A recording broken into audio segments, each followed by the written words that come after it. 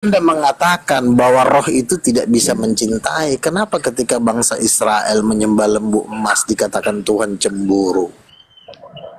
Padahal Tuhan itu bukan makhluk, tapi kok dia ada rasa cemburu ketika bangsa Israel bersundal dengan patung lembu emas. Dikatakan bahwa bangsa Israel itu berzina. Berzina ini adalah kata yang digunakan oleh seorang istri yang berselingkuh dengan laki-laki lain. Tetapi Tuhan memakai kata berzina. Artinya bahwa Tuhan tuh punya rasa cinta terhadap seseorang, ya, yaitu bangsa Israel. Jadi di mata Tuhan kan Tuhan berkata, aku ini Allah yang pencemburu. Cemburu itu hanya bisa terjadi ketika pacar kita, istri kita itu mulai selingkuh, ya. Lalu jikalau Anda mengatakan bahwa Tuhan itu tidak punya rasa cinta, cinta apa ya? Cinta sebagai laki-laki dengan istri. Lah kalau memang Tuhan tidak memiliki cinta dengan laki-laki dengan istri, dan Tuhan hanya memiliki kasih antara pencipta dengan umatnya, ya berarti Tuhan itu tidak sempurna karena dia tidak bisa mencintai wanita yang dicintainya. Saya boleh-boleh saja mencintai keponakan saya, ya. Saya boleh mencintai teman-teman saya, tetapi teman atau keponakan saya tidak bisa mengisi hati, kekosongan hati saya sebelum Renata menikah masuk ke dalam hati saya. Sebentar, jangan ketawa dulu, sebentar. Artinya ini adalah cinta yang ajaib. Ini sebenarnya Tuhan berikan kepada kita, itu sebenarnya gambaran dari percintaan Dia di surga. Mana dasar ayatnya? Kejadian 1 ayat 27. Allah menciptakan laki-laki dan perempuan menurut rupa dan gambarnya. Artinya laki-laki dan perempuan ini bisa bercinta di bumi. Itu gambarnya Dia di sorga. Sehingga karena menurut saya Allah Bapa, Yesus berkatakan Bapa, berarti Dia sosok laki-laki. Laki-laki cannot live without woman, no woman no cry. Seorang laki tidak bisa hidup. Contoh Bang Juma ditinggalkan oleh sang istri. Bang Juma merindu sampai nanti di alam merindukan ketemu. Demikian juga saya masih merindukan Tuhan yang saya rindu memang kamarnya. Jadi semua ini gambaran Tuhan. Ajaib, indah. Nah, pertanyaan, Tuhan Bang Juma hidup dalam kesenian atau seperti Tuhannya orang Kristen hidup dalam cinta kekal? Wow, romantis banget kan? Nah ini Bang Luga sudah mulai gila beneran ini. Gak bisa lagi diajak diskusi kalau udah gila kayak gini Bang Luga. Orang-orang terdahulu sebelum agama Kristen itu nongol memang sudah mengadopsi sudah mengamalkan, sudah mempraktekkan aliran kepercayaan seperti Bang Luga punya ini. Dewa nikah dengan manusia ada, dewa nikah sesamanya dewa ada, makhluk-makhluk roh menikah dengan makhluk-makhluk roh itu ada. Makanya kemudian Trinitas itu muncul. Sebenarnya masih ingat beberapa saat yang lalu saya katakan agama Kristen yang benar itu sebenarnya Luga. Yang lainnya itu palsu. Yang lainnya itu mau mengambil agama Yahudi punya ajaran, masih mau mengambil agama Islam punya ajaran. Sebenarnya kalau Kristen itu murni aja, tak ada campuran Yahudi, tak ada campuran Islamnya, seperti Bang Luga ini cerminan Kristen yang betul. 1 Korintus 1 nomor 19 itu seperti Luga. Gak boleh ada orang cerdas, gak boleh ada orang pintar. Harus meyakini aliran kepercayaan itu yang betul. Tuhan jadi manusia, Tuhan kawin, Tuhan nikah, Tuhan berkelamin, Tuhan laki-laki, bla bla dan seterusnya. Yaitu Kristen yang sejati. Sayangnya Kristen-Kristen di Indonesia ini tidak mau melantik Luga ini sebagai rasul. Harusnya Luga ini adalah rasul mau dilantik sekalian. Nah, itu dia.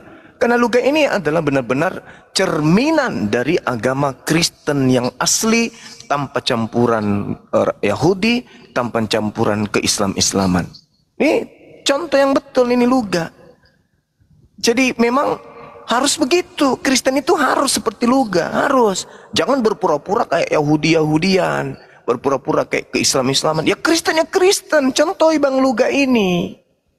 Emang harus kayak begitu. Jadi ketika orang berbicara roh, itu dinafihkan. Berbicara mengenai akal, dibuang. Berbicara mengenai estetika, dibuang. Berbicara mengenai keabsolutan Tuhan, itu dibuang. Kenapa? Karena itu tidak sesuai dengan mimpi-mimpi para pemimpi. Nah, sedangkan Bang Luga ini adalah orang yang mengaku melihat penglihatan. Sebagai orang yang mendapat penglihatan, berarti dia, kalau bahasa kitab suci, berarti orang ini bisa bernubuah. Nah, nubuahnya sudah jelas. Orang-orang Kristen harus ngikut sama Bang Luga. Harusnya dia dilantik sebagai orang nomor satunya Kristen di dunia, bukan paus. Bang Luga ini harus dipelihara dan dipelihara dan didoakan supaya jangan buru-buru mati, gitu loh. Karena Bang Luga ini adalah cerminan Kristen yang asli. Dialah ini pengikut daripada bintang timur yang asli. Saya tanggapin sedikit Bang Juma. Saya tanggapin sedikit. Palsu. Ini yang asli. Ya, saya tanggapin sedikit dulu ya. Iya. Jadi begini. Bang Juma kan bilang kepada saya kalau Bang Luga itu di atasnya paus. Ya. Ada seorang pendoa syafaat, dia mendapat penglihatan tentang saya. Tuhan Yesus berkata bahwa Luga Tambunan itu lebih berkuasa dari Vatikan. Itu. Luga Tambunan ini akan duduk di kursi di tahta 24 tahta di sekeliling tahtanya Allah Bapa dan salah satunya saya. Nah, itu ada jadi begini. Memang Tritunggal itu masih ke Yahudi-Yahudian atau ke Islam-Islaman karena begini. Karena memang mereka dibilang kalau mereka punya 3. Itu mereka takut. Makanya mereka tidak berani mengatakan Roh Kudus itu ibu. Nah, sama juga Oneness. Oneness juga sama. Ingin ke Islaman akhirnya kebablasan, akhirnya jadi lebih gila. Itu Oneness. Bapaknya dihilangkan demi nggak enak sama Muslim, ibunya pun dihilangkan, anaknya diangkat, jadi udah 3 kali berdosa. Betul. Kalau Tritunggal berdosanya baru sekali. Kalau Oneness 3 kali berdosa. Pertama, membuang Allah Bapa. Itu dosanya ibarat kata tuh masuk kandang lubang buaya di neraka. Lalu menggeser Allah Roh Kudus, tambah lagi dosanya, dimasukin di septiknya Lucifer. Jadi 2 kali berdosa kan? 3 kali diangkatnya pula anak jadi bapak. 3 kali dia berbuat dosa. 3 kali. Nah, makanya Bang Juma tadi berkata Luga ini orang yang mendapat penglihatan. Jadi betul. Jadi ada seorang nabi Tuhan dibawa ke surga bertemu dengan Roh Kudus. Lalu dia berbincang-bincang dengan Roh Kudus. Roh Kudus berkata, Yahweh adalah suamiku. Ketika Yahweh menciptakan singa, akulah yang memberikan suara kepada singa itu. Akulah Moma itu dalam bahasa Inggrisnya itu mama dari segala yang hidup. Jadi ketika saya baca buku ini, saya simpan menjadi perbendaharaan saya di kelak, kemudian saya akan pakai, dan itu sekitar hampir 15 tahun yang lalu. Jadi makanya setelah saya riset, setelah saya teliti, setelah saya kaji, kayaknya argumen ini memang walaupun dibenci tapi tak terbantahkan di akhir zaman. Jadi makanya saya bilang oneness adalah Tuhan, mereka memiliki Tuhan yang kesepian, yang hidup dalam dunia perjombloan. Tritunggal juga sama, punya anak tapi nggak punya bini, jatuhnya duda. Nah jadi saran saya, hidup dalam kesendirian tuh nggak enak, makanya punya bini. Makanya rencana saya juga akan mempercepat perkawinan saya. Iya. Ya, harus dipercepat itu. Silakan. Nah, itu dia teman-teman. Jadi sekali lagi saya katakan, kan ada konsep Theotokos, ibu Tuhan. Ya kan? Itu ibu Tuhan. Kalau dalam bahasa Yunaninya kan kenanya ke ibu Theos kan. Ibu Theos artinya ibu yang mereka anggap sebagai sembahan gitu. Nah, ini yang benar ini sebenarnya kalau Kristen yang betul harus mengikuti Bang Luga. Jangan ikuti yang lain. Mengaku ngikutin Yesus tapi faktanya bukan ngikutin Yesus. Mengaku ngikutin Bapa tapi faktanya enggak ada cerminan itu. Harusnya Kristen itu berkiblatnya itu ke Bang Luga. Bang Luga ini adalah cerminan Kristen sejati. Harus kayak gitu memang. Sebagaimana Paulus mendapatkan penglihatan, begitu juga Bang Luga ini mendapatkan penglihatan. Maka Paulus mendudukkan kemudian dirinya sebagai Bapa di dalam Yesus Kristus. Dia sebagai pengajar. Dia yang menuntun orang-orang Roma, orang-orang Yunani untuk mengenal sembahannya. Nah, di zaman sekarang ini, orang Kristen itu kehilangan arah. Kristen kehilangan arah. Ada yang mesianik, ada yang kayak gimana gitu loh. Padahal yang sejatinya itu munculnya Luga adalah simbol kelahiran Paulus pertama untuk yang kedua kalinya. Jadi Luga ini sebenarnya kalau mau dibilang titisan Paulus, karena dia adalah rasul. Dia ini orang yang mendapat penglihatan. Jadi orang-orang Kristen itu gereja-gereja yang tidak satu denom dengan Bang Luga itu harusnya dibubarin semua. Harus ikut Bang Luga. Bang Luga itu harus diberikan kedudukan yang tinggi gitu loh. Dan harus dimulai di Indonesia. Negara-negara lain harus ngikut. Bahwa di Indonesia telah lahir titisan Rasul Paulus yang mengarahkan kemudian manusia untuk bisa melihat tingkat-tingkat dunia arwana, bagaimana di sana ada surga, bagaimana di sana ada siksaan. Nah, orang Kristen harus menyadari itu. Di tengah-tengah kita ada Bang Luga yang menuntun kalian untuk sampai kepada dunia nirwana. Jangan cuman bisanya bawa-bawa surga, bawa-bawa neraka, tapi tidak ada panduan. Dibilang pengikut Yesus juga kagak, dibilang pengikut Paulus juga bukan. Nah, sekarang cerminannya, saatnya lah sekarang gereja-gereja itu kemudian buka mata. Jangan pandang sepele Bang Luga. Bang Luga itu adalah titisan dari Rasul Paulus. Dia yang membuka jalan untuk orang Kristen. Dia yang menunjukkan kemudian dia mendapatkan penglihatan tanpa perpuluhan lagi. Coba. Dia mendapatkan apa-apa? Enggak ada juga pujian dapatkan apa-apa. Tapi sebagai saudara yang mengkaji Bible, kalau saya melihat dari sejarah bagaimana kemudian Zeus, bagaimana Dinaus, bagaimana Theos, kemudian Father, Bapak, Vitar, kemudian Ibu Tuhan di dalam bahasa Sanskerta atau apapun itu kemudian Theotokos itu cerminannya pengakuan Paulus itu. Memang dari dulu kita tunggu-tunggu. Di mana ada Kristen yang berani mengaku bahwa sembahan Kristen yang pertama kali diperkenalkan oleh Paulus dengan teman-temannya itu memiliki istri, dan itu hanya dianut oleh Bang Luga. Itu. Ini Kristen ini kapan sadarnya coba? Kapan coba sadarnya? Romo-romo yang ada di Indonesia ini kapan coba sadarnya? Sudah ada di tengah-tengah kalian seorang Bang Luga menunjukkan jalan. Bahkan kalau perlu dia perlihatkan tahta ke-24 dan dia ada duduk di situ.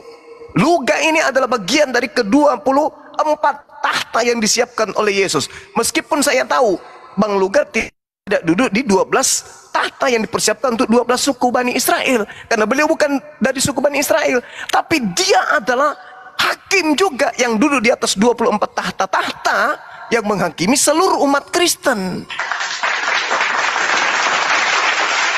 Jadi saya pesankan ya, sebagai apologet, apalagi sebagai ketua pembina API, saya sarankan bapak-bapak gereja, ayolah bangun persekutuan, permantap ya keyakinan kalian tentang Yesus. Di tengah-tengah kalian ada Bang Luga. Dari mulai dia remaja sampai dia dewasa, sampai umur sekian, tanpa pamrih, tanpa apa dia sana sini, ya mengajarkan kalian bagaimana menjadi Kristen sejati. Itu. Jadi tak usah lagi kau khutbah-khutbah tritunggal, tritunas, trikwek-kwek, nggak usah. Tanya ke Bang Luga, kayak mana keadaan surga, kayak mana keadaan neraka. Tanyakan langsung, nasib saya gimana Bang Luga nanti? Nasib saya bagaimana Bang? Dia akan jelaskan, dia dapat penglihatan kok. Kalian aja yang keras kepala. Sudah datang di tengah-tengah kalian. Sudah mengatakan dirinya nabi, kalian tolak. Padahal sesungguhnya beliau itu adalah rasul. Rasulnya yang menjadi titisan pengajaran dari Paulus itu sendiri. Orang yang mendapatkan penglihatan. Daripada kau ke gereja perpuluhan hanya disuntik otak kalian itu. Mending ke Bang Luga, jelas. Orangnya masih ada di tengah-tengah kalian. Siap dia mengajarkan kalian, mengantar kalian untuk mendapat penglihatan. Bahkan jin, iblis, ifrit, apapun itu, makhluk halus, mampu kemudian dia tundukkan. Kristen ini cuma keras kepala aja. Harusnya kalian jadikan Bang Luga itu sebagai suri teladan. Ya, pelihara dia. Karena dialah yang akan menunjukkan kalian jalan menuju kepada surga. Tak ada yang lain. Dan itu adalah cerminan Kristen yang betul. Bagaimana kemudian ada bapak, ada anak. Ya, namanya ada bapak ya tentu ada istri dong.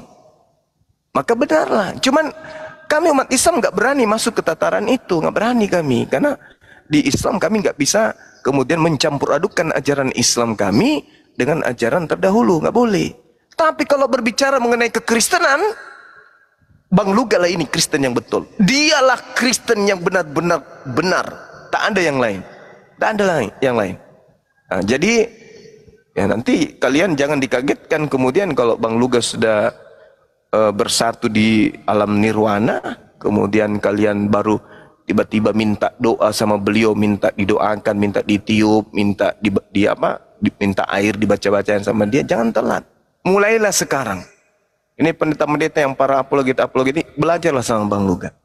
Dia adalah cerminan Kristen yang betul-betul Kristen. Karena saya belajar Bible saya surat kurang lebih 20 tahun. Saya gali betul-betul. Ternyata intisari dari kekristenan itu sama seperti yang dianut oleh Bang Luga ini. Nah, itu luar biasa. Saya kira begitu. Silakan. Oke, thank you. Saya meyakini kita semua di sini pada tua-tua lah ya. Dari masa muda kita udah bertempur lah ya. Saya juga tahu Bang Juma dari zaman Facebook, dari zamannya kita 20 tahun yang lalu ya.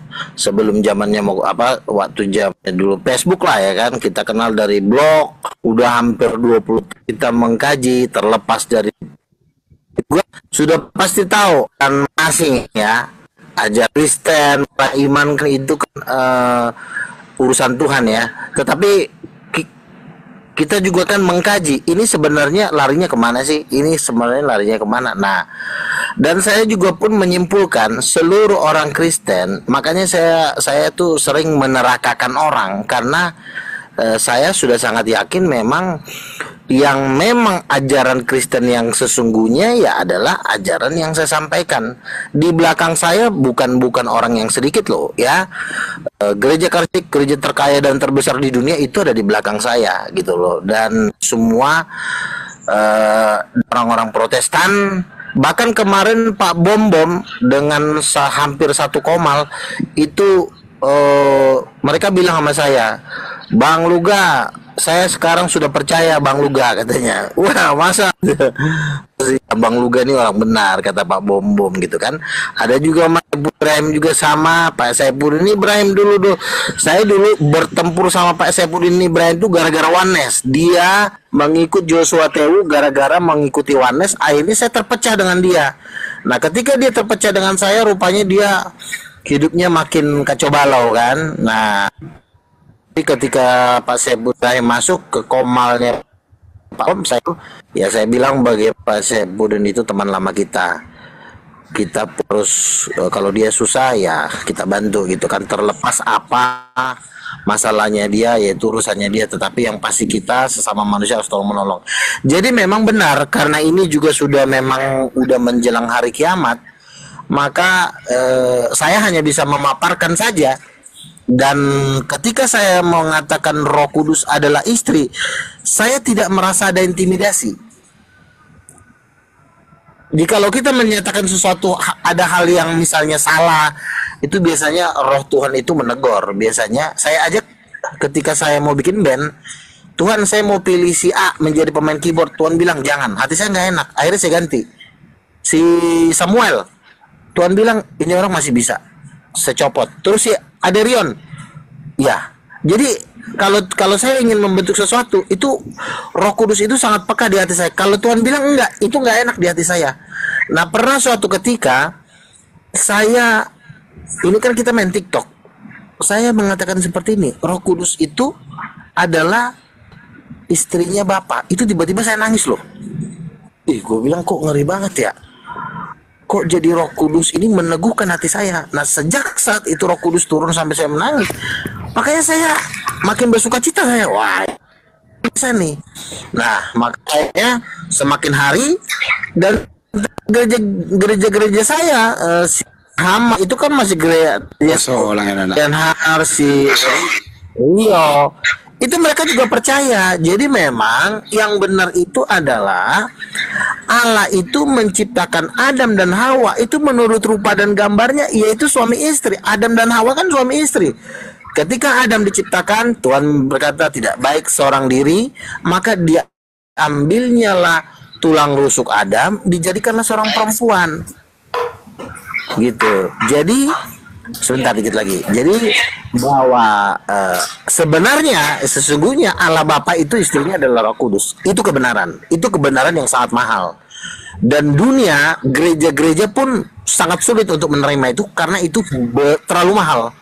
Gitu. Jadi sampai Tuhan mengatakan kepada saya, nilai tulisan kamu itu nilainya 7 miliar dolar AS. Dan dalam beberapa waktu yang lalu Tuhan bilang kepada saya, kalau kamu pukul dalam berdebat itu sekali pukul itu nilainya 2 triliun. Makanya saya semakin yakin bahwa memang ini adalah kebenaran dan kita harus mempelajarinya dan balik kepada gitu. Iya. Mungkin ada dari teman-teman yang ingin menanggapi. Ya, yang pasti saya simpulkan setelah saya pelajari beberapa saat, Bang Luga ini adalah cerminan Kristen yang sejati. Yang lainnya itu cuma palsu-palsu semua. Bang Luga ini yang Kristen asli. Mungkin ada teman yang lain, silakan. Saya ingin bertanya sedikit kalau begitu, Dain.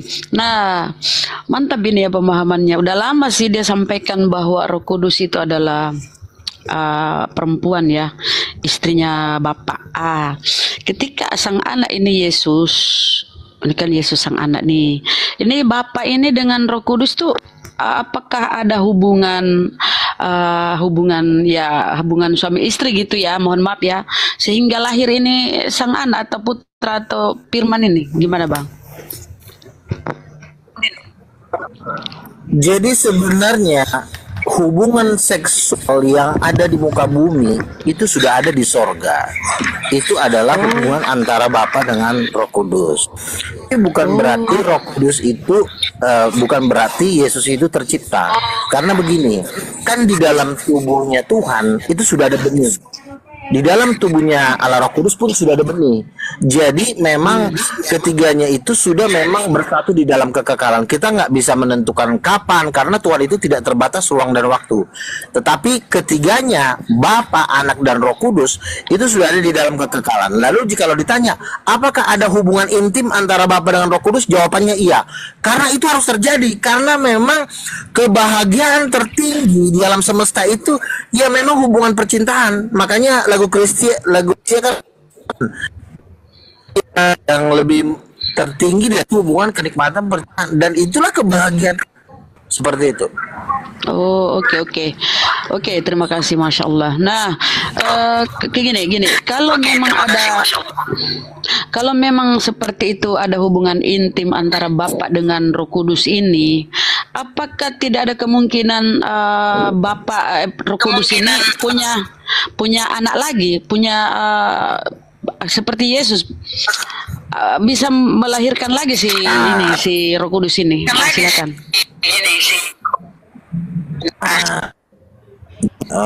Komang di dalam ketuhanan itu, ketika Tuhan ingin memperbanyak anak, Dia akan mencipta, bukan memperanakkan. Dia itu mencipta, makanya Dia menciptakan manusia untuk memperbanyak teman-temannya, memperbanyak sahabat-sahabatnya. Dia menciptakan malaikat, tetapi untuk anak kandung, ya, entah itu apa alasannya, di dalam Alkitab cuma dikatakan dia adalah anak tunggal. Jadi memang tidak ada anaknya selain daripada Yesus. Seperti itu. Konsepnya memang sudah seperti itu. Bagaimana kita menjelaskannya, ya kita nggak, itu mungkin di luar otak kita ya. Mungkin itu nanti dibongkar Tuhan di surga. Tetapi memang yang memang Tuhan, yang memang bergen Tuhan, yang ada gennya Tuhan itu cuma Yesus Kristus. Kita ini cuma anak angkat, ya, makanya disebut anak-anak Allah atau ciptaan Allah atau malaikat pembantunya. Tapi anak satu-satunya itu cuma Yesus Kristus. Makanya saya menyebut Yesus itu anak kandung. Mantap.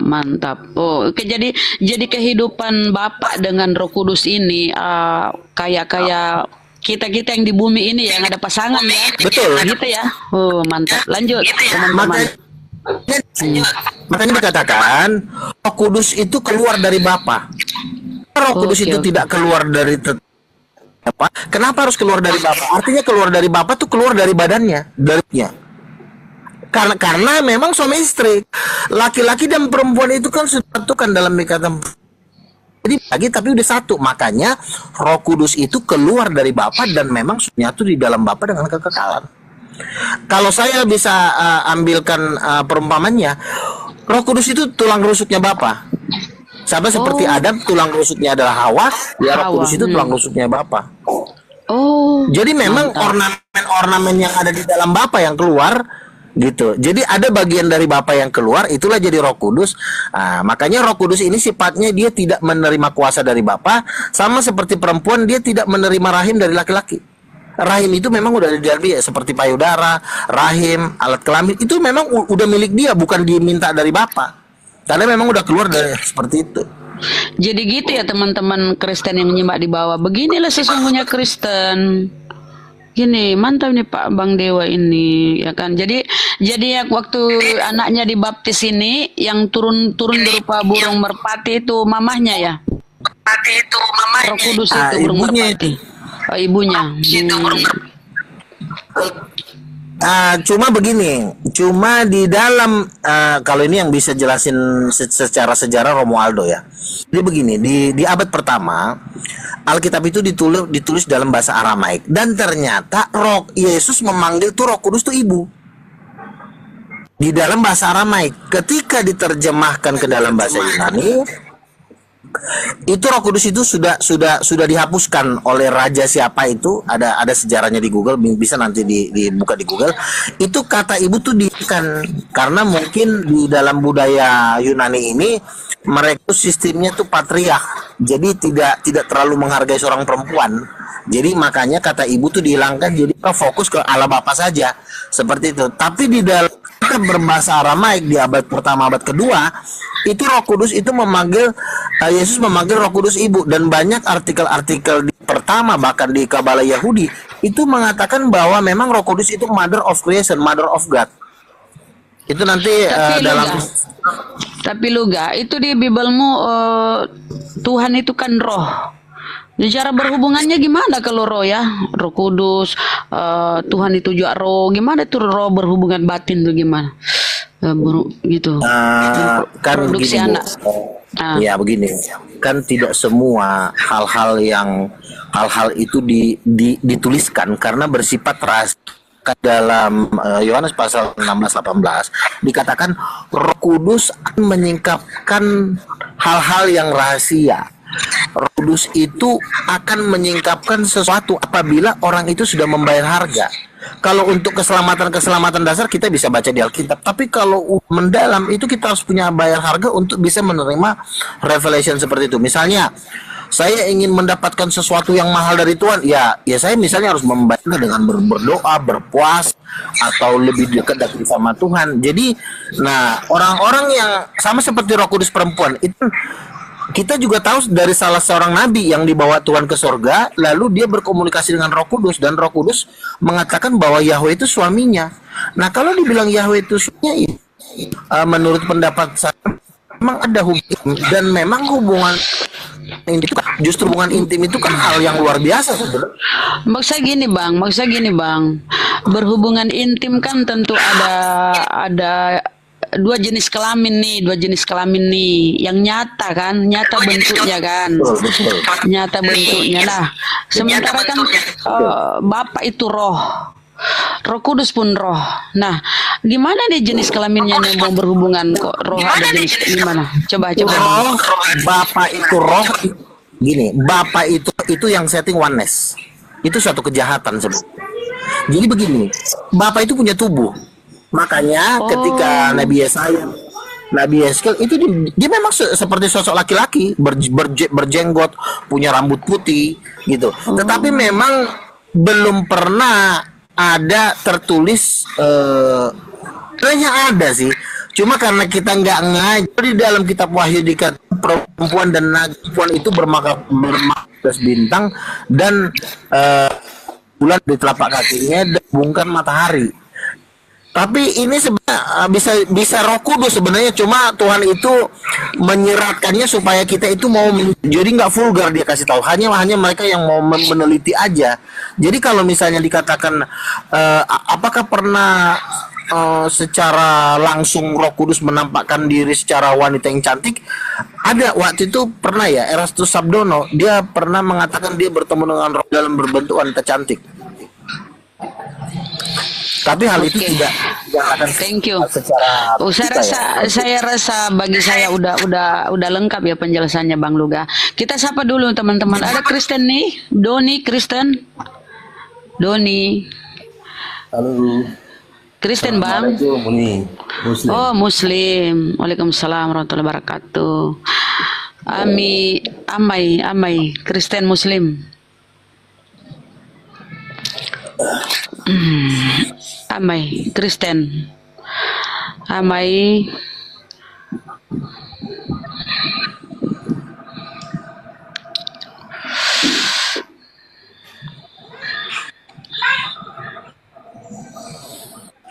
ya sebenarnya kan hubungan yang terindah itu kan sebenarnya hubungan seksual. Jadi kalau kita mengatakan Tuhan tidak mengenal seksual, padahal Dia yang menciptakan seksual, sangat tidak adil kalau Tuhan juga tidak merasakan kebahagiaan seperti itu. Justru Tuhan menciptakan dan Hawa menurut rupa gambar. Gitu. Kalau menurut rupa dan gambarnya ya otomatis aktivitas dan Hawa apa aktivitas seksual. Jadi ya itu suatu hal yang mulia sebenarnya, hal yang sangat luar biasa. Jadi makanya saya tergerak menanyakan, ya memang sangat luar biasa sih menurut gua kalau Allah Bapa itu istrinya dan Roh Kudus gitu. Wish, mantap. Kita sapa dulu Za. Assalamualaikum. Za. Halo. Za. Aduh, nggak menyaut. Silakan Bang Doni, apa yang disampaikan? Bang Doni. Sebelum turun silakan apa yang disampaikan. Bang Doni. Sini juga maghrib tempatku. Bang Doni. Aduh, saudaraku nggak ngomong. Amai, silakan. Amai. Bang Amai. Astagfirullahaladzim. Kalian kenapa ini? Minta naik nggak ngomong. Sekali lagi Mbak Zah. Assalamualaikum. Mbak Zah. Aduh, jadi gitu ya teman-teman. Oke, kita beralih ke ini deh. Apa ya? Bingung saya nih. Mau tanya apa ke Luga ya? Aduh. Kalau sudah misalnya Roh Kudus itu ibunya dan Allah Bapa mamanya, Yesus jadi anaknya, itu menurut saya sudah terkunci semua. Jadi kita lagi mau tanya dari ujung mana sudah susah. Gitu. Jadi cuma satu doang kesimpulannya. Bapaknya, bapak tuh. Gini bang, gini. Nah, Yesus ini anak tunggal. Coba di mute dulu bang, coba di mute. Yesus ini kan anak tunggal. Sekalipun bapak itu ada itunya kan, kelamin lah. Ini mohon maaf ya, ini apa ya? Saya ngomong gini karena Bang Luga sendiri. Ada itunya, Roh Kudus ada itunya, tapi cuma dikaruniai satu anak kan. Nah, kenapa pula anak tunggal ini bang diturunkan ke bumi terus disuruh mati gitu loh, dimatikan di tiang salib tuh? Kenapa itu, kira-kira konsepnya gimana itu? Kan anak tunggal nih, kasihan. Nah, iya. Hal ini sebenarnya ini ada hubungannya dengan Abraham kan. Abraham itu kan diminta anaknya yang tunggal sebagai korban. Tuhan ini kalau manusia besar untuk ada pengampunan itu harus ada yang namanya korban. Jadi kalau tidak ada korban maka tidak akan ada pengampunan. Jadi Tuhan itu nggak pengen manusia-manusia ini binasa. Jadi satu-satunya cara harus ada yang dikorbankan untuk mengganti dosanya itu. Nah, makanya Tuhan harus anak satu-satunya, karena hanya anak satu-satunya inilah yang kudus, yang suci. Karena manusia berdosa tidak bisa menjadi korban, termasuk malaikat, karena malaikat itu kan levelnya di bawah manusia. Jadi menurut Bang Luga ini tentara Romawi ini pahlawan, Yudas ini pahlawan yang membunuh anak Tuhan ini, yang membunuh anak Roh Kudus ini. Apa dia pahlawan atau dia pembunuh yang harus masuk neraka karena jahat membunuh? Silakan. Iya, jadi tentara Romawi bisa dikatakan pembunuh. Nah, mereka tidak tahu kalau mereka itu sedang menggenapi apa yang memang bagian dari rencana Tuhan. Jadi Tuhan ini menyerahkan anaknya, membiarkan anaknya dibunuh, itu dengan tujuan untuk korban yang tadi. Tetapi tentara Romawi ini dibisikin oleh iblis hanya sebatas memang mengalahkan, hanya sebatas untuk menghancurkan Yesus. Jadi ada dua motivasi nih. Motivasi tentara Romawi cuma karena iri, kan ahli-ahli Taurat kan menyerahkan Yesus kepada Pilatus kan cuma karena iri, karena pemasukan mereka sudah tidak ada. Karena Yesus itu kan kalau berkhotbah kan banyak persembahan, banyak fans, sehingga ahli Taurat ini iri. Ya udahlah kita bunuh aja lah. Mereka membunuh Yesus berdasarkan iri hati, lalu dipakailah tentara Romawi, udahlah bunuh aja lah katanya gitu. Tetapi kalau Allah sendiri menyerahkan Yesus itu dengan tujuan penebusan. Ya, jadi harusnya tentara Roma ini pahlawan dong, ya kan? Tanpa dibunuh oleh tentara Roma, ya penebusan ini nggak akan terjadi tuh. Jadi tentara Roma ini harusnya dibuatkan patung yang sebesar-besarnya karena dia kan pahlawan di pembunuhan nih, ya kan? Gimana kalau nggak dibunuh sama tentara Roma? Dengan Tuhan dengan tentara Romawi tidak ada kesepakatan, tapi justru tentara Romawi dengan iblis ada kesepakatan. Nah, seandainya tentara Romawi diperintahkan oleh bapak untuk bunuh anaknya, maka kemungkinan ya tentara Romawi akan dapatkan tapi kan Tuhan itu tidak pernah ngomong kepada tentara tolong bunuh anakku, tidak. Dia diam, lalu di taman Getsemane ya sekiranya cawan itu daripadaku, maka gini, Yesus hanya Oke, sekiranya tentara Romawi tidak andil dalam pembunuhan ini, kira-kira dibunuh oleh siapa Yesus? Karena dia harus mati gitu loh, harus mati dia untuk penebusan. Anda kan mengatakan bisa kalau dengan itu cara yang lain. dengan cara apa misalnya? Dengan cara apa? Ditabrak mobil atau apa?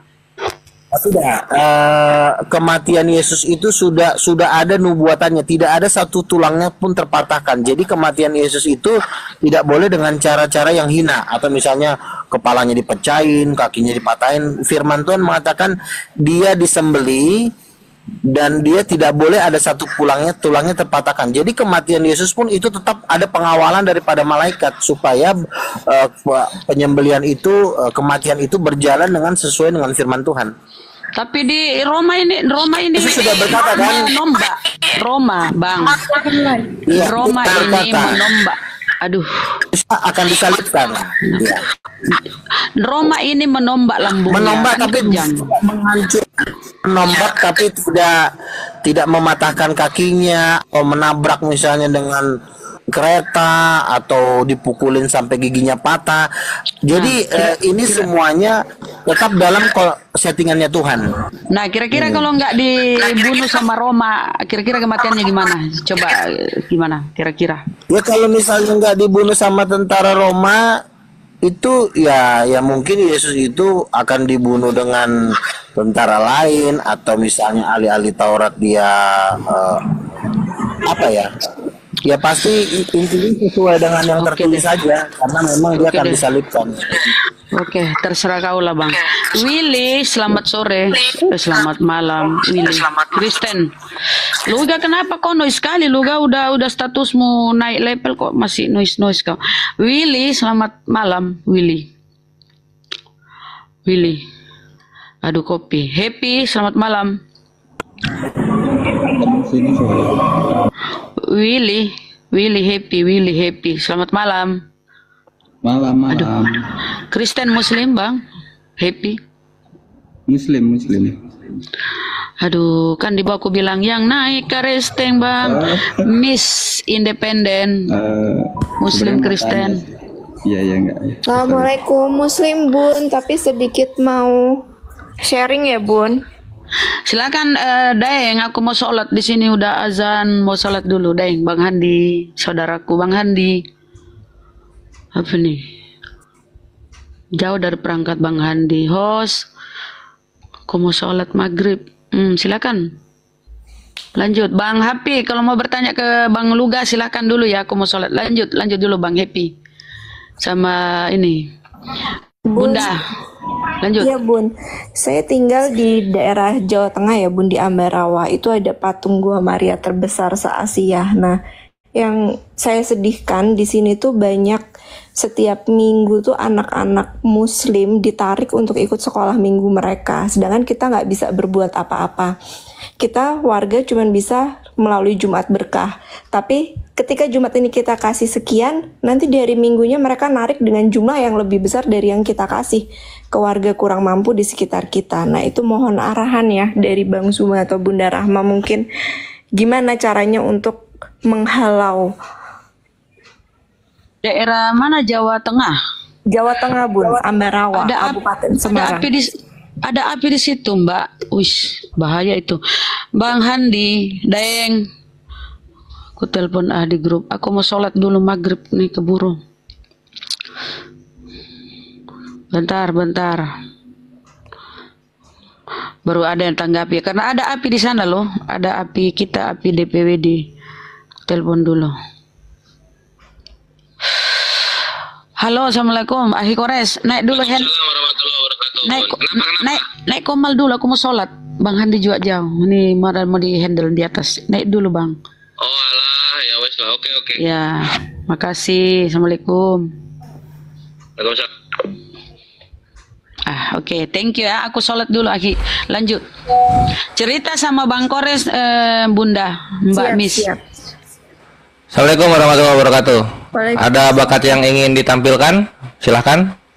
Iya, Bang Kores, tadi saya sudah sedikit cerita ke Bunda Rahma. Jadi saya ada di Ambarawa, Kabupaten Semarang. Itu kan ada Gua Maria. Oh, Balikpapan. Oh iya? Gua Maria, ada patung Gua Maria terbesar se-Asia.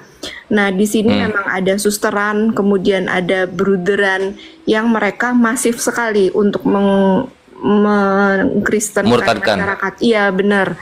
Jadi mereka bagi-bagi sembako ke warga miskin di sekitar kami.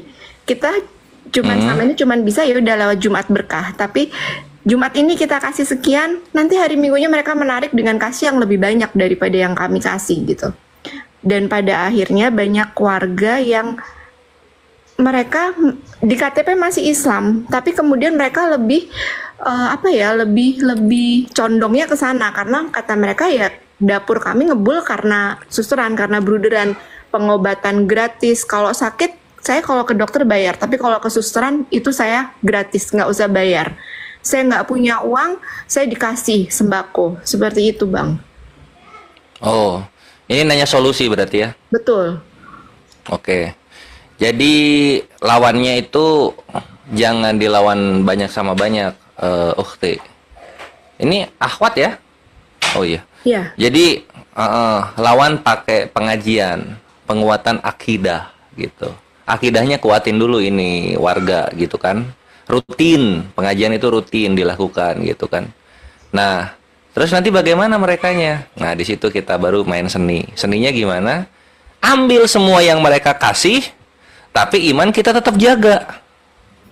Nangkep nggak, Ukti? Iya. Ketawa, lu kayaknya ketawa.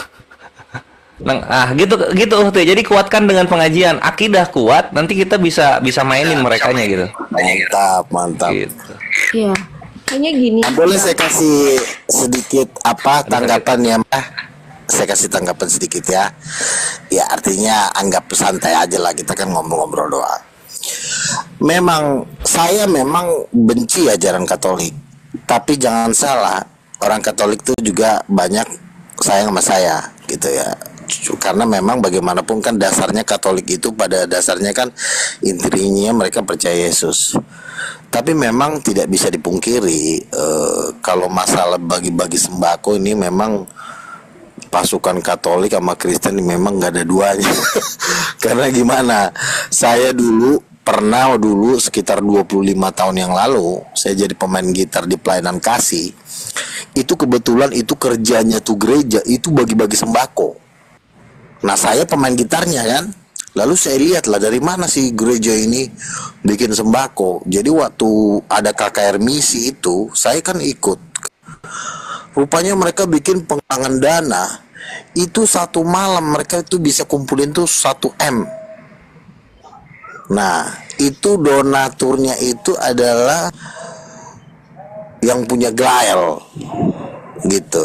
Jadi ya memang kalau masalah pendanaan, betul kata si Kores, kita jangan lawan dana orang Kristen karena memang orang Kristen itu dananya nggak bisa dilawan gitu.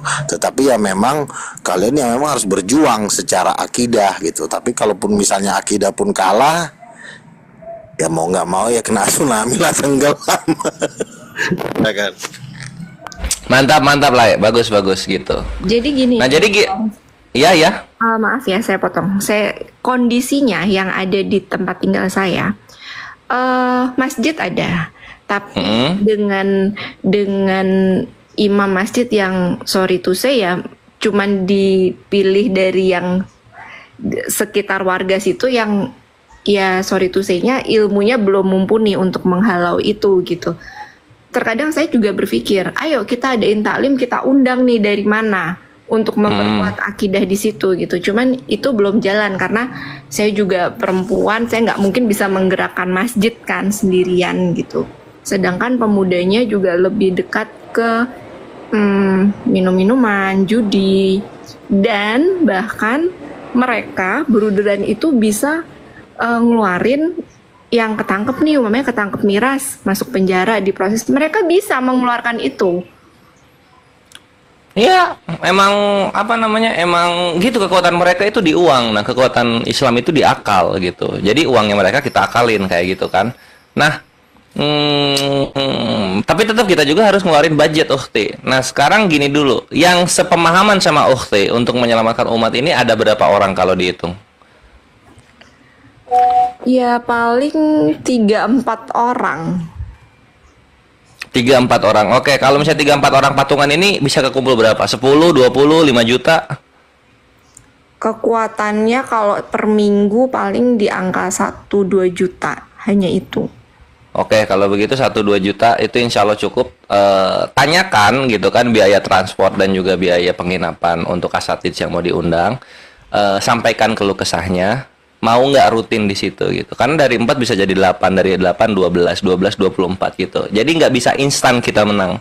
Pakai waktu, sabar. Innallaha ma'ana. Innallaha ma'asobirin gitu. Sesungguhnya Allah bersama kita, sesungguhnya Allah bersama orang-orang yang sabar. Selama Ukhti niatkan untuk agama, Allah bantu, Allah kasih jalannya. Ya, insya Allah. Gitu Ukhti. Ini di mana ya ini ya? Di Ambarawa, Jawa Tengah, Kabupaten Semarang. Ambarawa, Jawa Tengah. Oh, berarti Api Jateng ya? Api Jateng ya? Nah, iya. Insya Allah Oke, kan siap. besok di acara di Ciater saya datang sama suami. Nah, saya Alhamdulillah. Udah kontak aku berarti? udah. So, Oh, mantap. udah daftar. Oh, siap, alhamdulillah. Sip. Nah, Ya, jadi gitu, Ukhti. di situ bisa ketemu dari Api Jateng kan, jadi kita selamatin lah karena memang di Ambarawa itu sangat masif sekali ya, karena memang apa namanya Gua Maria terus patung Bunda Maria terbesar se-Asia tuh ada di situ. Tapi lucunya yang buat itu tuh sekarang jadi mualaf. Wah, alhamdulillah. Dia berpikir, Mantap. ibunya Tuhan aja aku yang bikin gitu. Ya. Ya, insya Allah ini jadi concern aku kayak nanti aku sampaikan ke rapat bangsawan Api, rapat pusat. Sama apa ya namanya? Sama gini Ukhti gitu kan.